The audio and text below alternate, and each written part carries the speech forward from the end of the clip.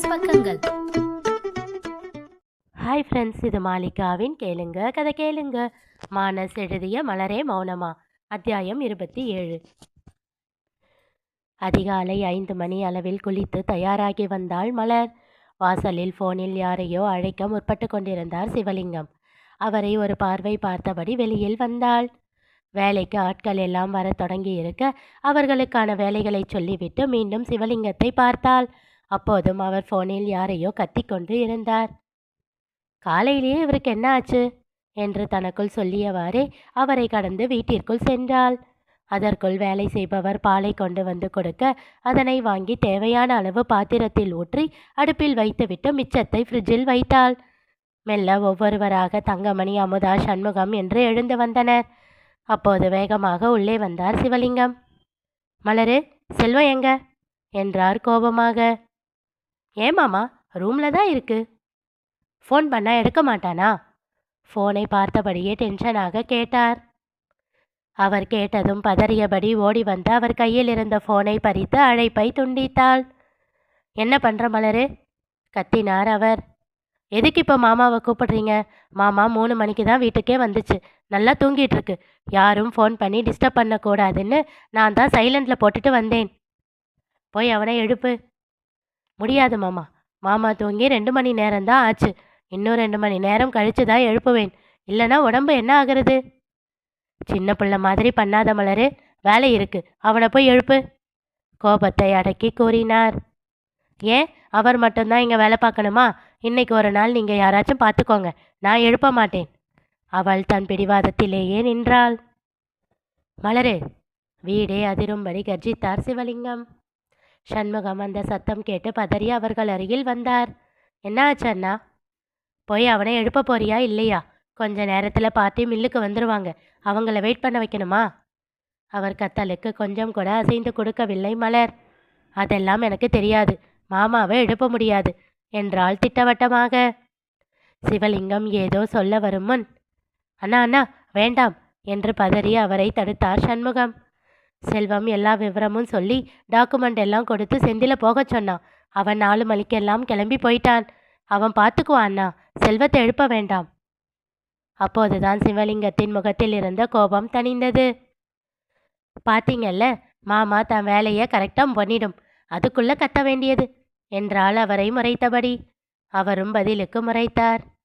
அதற்குள் என்ன ஆச்சு, என்ன சத்தம் என்ற குரல் கேட்டு திகைத்து திரும்பி பார்த்தாள் மலர்.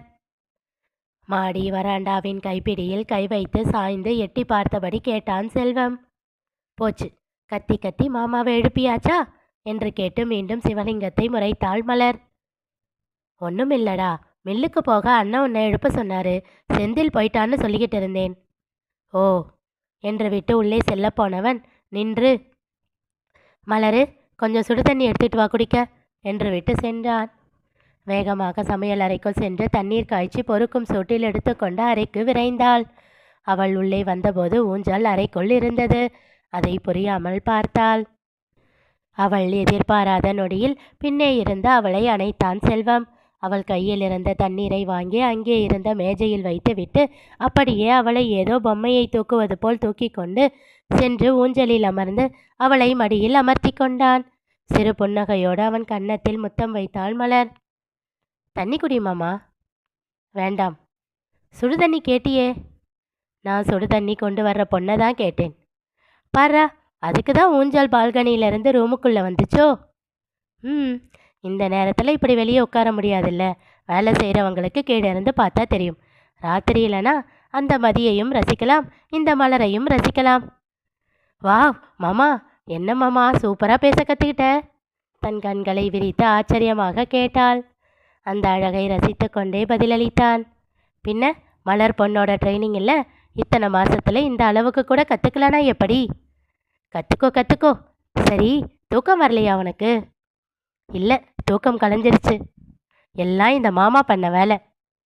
பரவாயில்ல விடு. ஆமாம், எதுக்கு அப்பா கிட்ட இப்படி மல்லு கட்டுற? பார்த்து பேசலாம் இல்லை? நான் எப்போவுமே மாமா கிட்ட இப்படி தான் பேசுவேன்.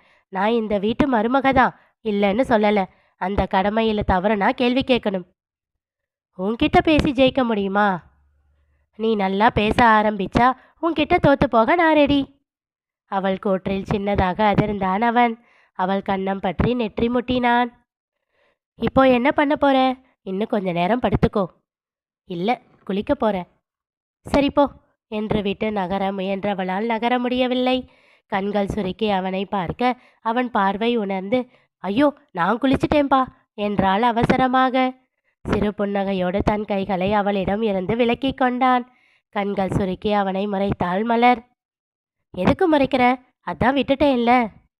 அவன் கழுத்தோடு கையை கட்டிக்கொண்டு அவன் நெற்றியில் செல்லமாக அடித்து, மக்கு மாமா என்றாள். பின் இரு கைகளாலும் அவன் கழுத்தில் மாலையாக சுற்றி அவன் மூக்கோடு மூக்கை உரசினாள். நான் குளிச்சாச்சுன்னு சொன்னா, பரவாயில்ல மலரு, எனக்காக இன்னொரு தடவை குளிக்க மாட்டியான்னு கேட்கணும். ஓ, எனக்கு தெரியலையே. கவலையே படாத மாமா, உனக்கு இன்னும் எல்லாத்தையும் சொல்லி கொடுத்து இன்னும் ஒரு வருஷத்துல எப்படி உன்னை லவ்வர் பாய் ஆக்குறேன்னு மட்டும் பாரு. ஒரு வருஷம் ஆகுமா? மாமா, நான் அதிகமாக எதுக்கும் ஆசைப்படாதவ, அதனால நீ தப்பிச்ச. இதுவே ஆசை அதிகமாக இருக்கிற பொண்ணா இருந்தா இந்த ஒரு வருஷம் எல்லாம் பத்தாது. உனக்கு எது மேலேயும் ஆசை அதிகம் இல்லையா மலரு? விரலை தாடையில் தட்டி யோசித்தாள். தெரியல மாமா, நான் எதையாச்சும் ஆசைப்படுவேன், அம்மா கிட்ட கேட்பேன், வாங்கி தந்துடும். அப்படி அம்மா முடியாதுன்னு சொன்னிச்சுன்னா இருக்கவே இருக்கியே நீ, என் செல்லம் செல்வம் மாமா. உன்னை வந்து கேட்டா நீ உடனே வாங்கி கொடுத்துட்டு போற. நான் எதுக்கும் அதிகமாக ஏங்குனதெல்லாம் இல்லை. அவன் கன்னம் பிடித்து கிள்ளி ஆட்டியபடி கூறினாள். அவளை இன்னும் அள்ளி இறுக்கி கொண்டான் செல்வம். மலர் கீழே இறங்கி வந்தபோது தங்கமணி அவளை முறைத்து கொண்டிருந்தார். என்னத்த காலையிலேயே இப்படி பார்த்துட்டு இருக்க? என்ன விஷயம்? ஏண்டி, ஒரு வேலையை செஞ்சால் முழுச செய்ய வேண்டாமா? என்ன செய்யாமல் விட்ட? பாலை அடுப்பில் வச்சுட்டு நீ பாட்டிக்கும் போயிட்ட? சிம்ல தானே வச்சுட்டு போனேன், அலட்சியமாக கூறினாள். அதுக்குன்னு இவ்வளோ நேரம் கொதிக்காமல் இருக்குமா? அப்படியெல்லாம் இல்லையே, பால் பொங்கி கீழே போய் வேஸ்ட் ஆகியிருக்காதுல்ல, அதுக்காக சொன்னேன். அதுக்காக அப்படியே விட்டுட்டு போயிடுவியா? ஐயய்ய, இப்போ என்ன பிரச்சனை உனக்கு? அதான் நான் போகும்போதே நீயும் சின்னாத்தையும் எழுந்துட்டீங்கல்ல, நீங்கள் பார்த்துக்குவீங்கன்னு விட்டுட்டு போயிட்டேன். அதை எங்ககிட்ட சொல்லிட்டு போயிருக்கணும் இல்லை? அடடடடா, இப்போ என்ன அதனால் பிரச்சனை ஆகி போச்சு? பால் சுண்டி போச்சு. ஓ, அடிப்பிடிக்கல, விடு, அந்த பாலில் பாசந்தி செஞ்சிடுறேன். ஆமாம், பால் சுண்டுற வரைக்கும் அக்கா தங்கச்சி 2 பேரும் கிச்சன் பக்கமே எட்டி பார்க்கலையா? கிண்டலாக கேட்டாள். நீ தப்பு பண்ணிட்டு அவங்கள எதுக்கு கேள்வி கேட்குற? யாரு சாமி அது? தன் கண்களின் மேல் கை குவித்து எட்டி பார்ப்பது போல் கேட்டவள். ஓ, என் பாசமான மாமாவா? சாரி மாமனாரா? இவ்வளோ நேரமாக சத்தத்தையே காணோம், இப்போ பொண்டாட்டியே சொன்னதும் தாழ்பாலை உடச்சிக்கிட்டு வந்துடுவீங்களே என்றாள். தங்கமணி, ஏய் என்க சிவலிங்கமோ சின்னதாக சிரித்து விட்டார். வேகமாக அவர் அருகில் சென்று அவர் முகத்தருகே குனிந்தவள்.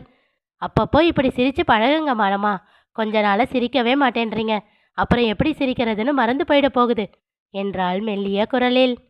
தான் படித்து கொண்டிருந்த நாளிதழை சுற்றி அடிக்கழுத என்று சிரித்து கொண்டே அடிக்க கையை ஓங்கினார். அவரிடம் சிக்காமல் இருக்க ஓடியவள் சூர்யாவின் மேல் மோதி நின்றாள்.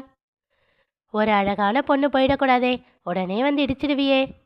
மலர் கூறியதை கேட்டு அவள் பின்னே தேடினான் சூர்யா. யாரடா தேடுற? அழகான பொண்ணுன்னு சொன்னியே. ஆ என்று இடுப்பில் கையை வைத்து முறைத்துவிட்டு அவனை அடிக்க துரத்தினாள். இப்போது சாம்பவியின் மேல் இடித்து நின்றாள். ஏய், என்ன அக்கா தம்பி 2 பேரும் வந்து இடிக்கிறீங்க? ஏ லூசு, நீ தான் அவன் மேலே போய் இடிச்ச. டேய் சும்மாருடா. சாரி மலரு, தப்பு என் மேலதான் என்றாள் சாம்பவி பவ்யமாக. என்னது சாரியா? இந்த மொழியே சரியில்லையே, பேச்சும் ஒரு தினுசா இருக்கே. ஹிஹி, அதெல்லாம் எதுவும் இல்லை மலரு, உண்மையைத்தானே சொன்னேன். அவள் கன்னத்தை பிடித்து இப்படியும் அப்படியும் திருப்பி, உண்மையை சொல்கிற மூஞ்சா இது என்றாள். மலரு, நீ என்னை என்ன வேணும்னாலும் கலாச்சிக்கோ, ஆனால் எனக்கு ஒரே ஒரு ஹெல்ப் மட்டும் பண்ணிக்கொடு. அதானே பார்த்தேன், ஏன் எலி அம்மனமாக ஓடுதுன்னு. எலி என்னைக்கு ட்ரெஸ் போட்டிருக்கு? டேய் கொஞ்ச நேரம் வாயை மூடுடா. மலரு ப்ளீஸ் ப்ளீஸ், என் செல்லம் இல்லை. அவள் நாடி பிடித்து கெஞ்சினாள் சாம்பவி. முடியாது என்று முகத்தை திருப்பிக் கொண்டாள். ப்ளீஸ் மலரு, நான் எழுந்திருக்க லேட் ஆயிடுச்சு மலரு, இன்னைக்கு ரெக்கார்ட் சப்மிட் பண்ணணும். ப்ளீஸ் ப்ளீஸ், இந்த ஒரு பேஜ் மட்டும் எழுதி கொடுத்துடேன். நீ தான் மற்றவங்க கையெழுத்து மாதிரியே எழுதுவியே, என் செல்ல மலர் இல்லை. அவளை கட்டிக்கொண்டு கொஞ்சினாள். சரி சரி, பொழைச்சு போ, கொடு, எழுதி கொடுக்கிறேன்.